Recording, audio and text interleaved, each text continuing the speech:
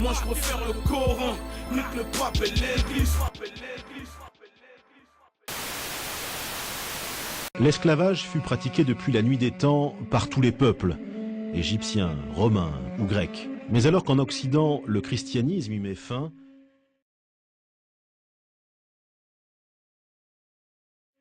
le monde arabe, lui, perpétue cette tradition.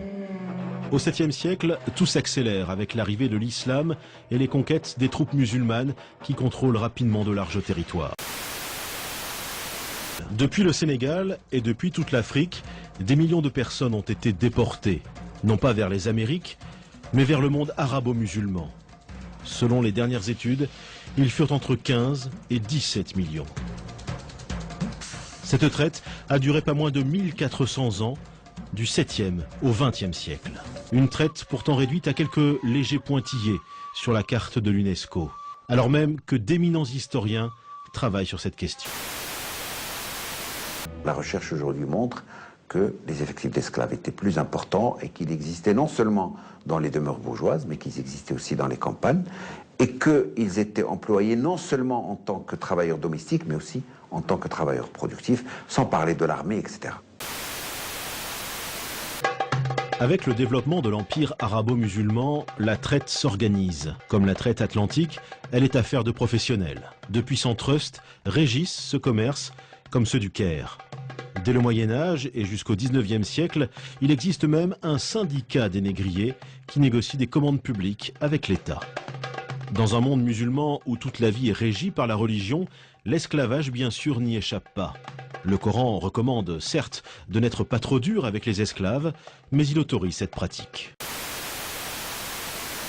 En principe, l'islam n'autorise à réduire en esclavage que les non-musulmans. C'est ainsi qu'au cours des siècles, des centaines de milliers d'Européens, probablement 1 million, sont capturés. Mais l'Occident se défend. Comme les esclaves blancs se font rares, les musulmans se tournent de plus en plus vers l'Afrique. En Afrique, de nombreux Noirs sont musulmans. Or, on l'a vu, l'islam interdit de réduire en esclavage d'autres musulmans. Cette contradiction va être aisément surmontée. À mesure que le continent noir devient le principal réservoir d'esclaves, se développe un racisme qui justifie l'esclavage, comme dans la traite atlantique en somme. Bien avant que les chercheurs européens de l'anthropologie physique n'élaborent au XIXe siècle les théories raciales et fantaisistes que l'on sait, dans le monde arabe, on avait déjà figé dans le temps et de manière presque irréversible l'infériorité de l'homme nègre. Et cela par des érudits qui étaient respectés et très écoutés comme Ibn Khaldoun. Ibn Khaldoun, grand lettré du XIVe siècle, qui pourtant écrit « Les seuls peuples à accepter l'esclavage sont les nègres », en raison d'un stade inférieur d'humanité, leur place étant plus proche du stade animal. Il y a plusieurs termes en arabe. Pour dire esclave, on dit abd. On va dire ghulam, zinji, on va dire aswad. Alors, ce qui est intéressant, c'est que le terme de aswad veut dire noir. Hein? Zinji va également s'appliquer aux Noirs issus de la région, donc de l'Afrique orientale. Donc, on va progressivement assister à ce que la connotation régionale ou ethnique devienne l'équivalent d'esclave. Hein? Et encore aujourd'hui, dans les sociétés maghrébines, à titre d'exemple, dans le sud de la Tunisie, plutôt que de dire noir, on dit un esclave, on dit abd. Les survivants arrivent vers les marchés aux esclaves du Caire, de Bagdad, d'Istanbul, de la Mecque ou de Tombouctou. Là, une partie d'entre eux subit une terrible opération, la castration. Les opérations de castration faisaient périr entre 70 et 80%. Ça vous donne une idée du massacre. Malgré sa cruauté, la traite orientale a duré jusqu'au début du XXe siècle, sans être remise en cause. On passe alors des dessins à la photographie. En 1880, des voyageurs anglais découvrent et photographient ces bateaux chargés d'esclaves. Ces photos prises à la fin du XIXe siècle donnent une idée d'une pratique ancestrale.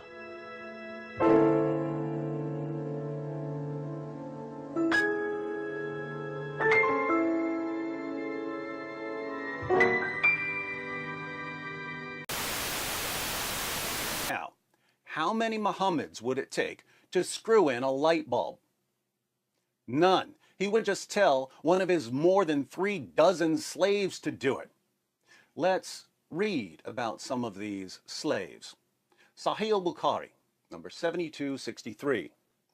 Narrated Umar, I went to the house of the Prophet, and behold, Allah's messenger was staying in a mashraba, and a black slave of Allah's messenger was at the top of its stairs. I said to him, tell the Prophet that here is Umar bin al-Khattab. Then he admitted me. Sahih al-Bukhari, 6161. Narrated Anas bin Malik, Allah's messenger was on a journey and he had a black slave called Anjasha, and he was driving the camels very fast, and there were women riding on those camels. Allah's messenger said, Waihaka, O Anjasha, drive slowly the camels with the glass vessels, i.e. the women. Sunan an-Nasai, number 4625. It was narrated that Jabir said, a slave came and gave his pledge to the Messenger of Allah to emigrate, and the Prophet did not realize that he was a slave. Then his master came looking for him. The Prophet said, sell him to me. So he bought him for 2 black slaves. Then he did not accept the pledge of anyone after that until he had asked, is he a slave? So an Arab man walked up to Muhammad and said, I'd like to join you. Do you accept my pledge? Muhammad replied, yes. But the man turned out to be a slave. So Muhammad had to buy the slave from his master. And what did he buy him with? He bought him with 2 of his numerous black slaves. Apparently, black slaves were only half as valuable as Arab slaves. Of course, Muhammad didn't want to keep giving up his black slaves, so he decided to be more careful about taking the pledge. Notice, by the way, how black slaves are described in Islam's most trusted sources. Trading slaves is equivalent to trading animals. Here's one about a black slave who was shot to death while unloading Muhammad's luggage. Sunan an-Nasai, 3858.